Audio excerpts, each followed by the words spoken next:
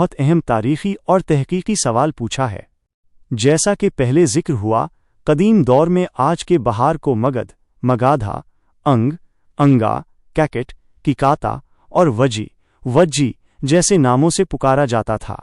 ویدک اور برہمنی تہذیب جو مغربی ہندوستان میں تھی اور مگدھ کی تہذیب جو مشرقی ہندوستان میں تھی کے درمیان شدید مذہبی اور ثقافتی اختلاف تھا۔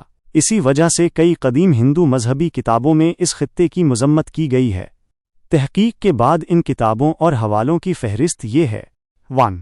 اتھرووید اتھروویدا، یہ سب سے قدیم حوالہ مانا جاتا ہے۔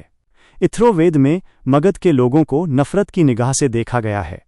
حوالہ: اتھرووید کے منتر 5.220.14 میں لکھا ہے کہ بخار، تکمن فیور اور بیماریوں کو حکم دیا گیا ہے کہ وہ آریوں کے علاقے سے دور انگ اور مگدھ کے لوگوں کے پاس چلے جائیں۔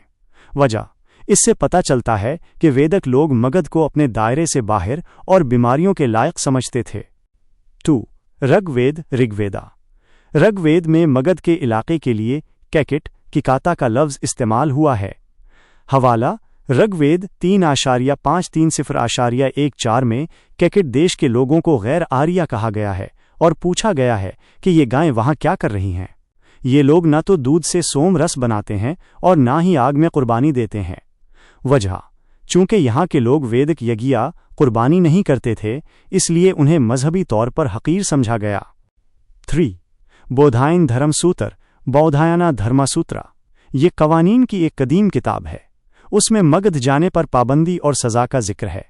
حوالہ: اس کتاب 1-1-20.13 میں لکھا ہے کہ جو شخص انگ، مشرقی بہار یا مگدھ، جنوبی بہار کا سفر کرتا ہے وہ ناپاک ہو جاتا ہے۔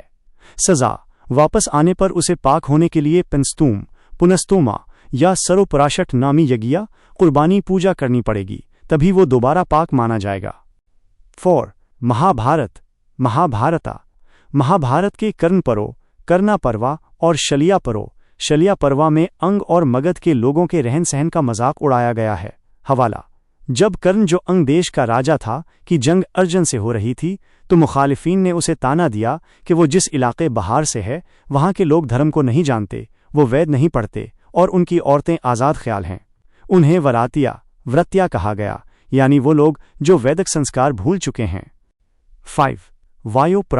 وایو پرانا، پرانوں میں بھی مگدھ کے حکمرانوں اور لوگوں کو اکثر ملیچھا یا نیچ ذات کا کہا گیا ہے۔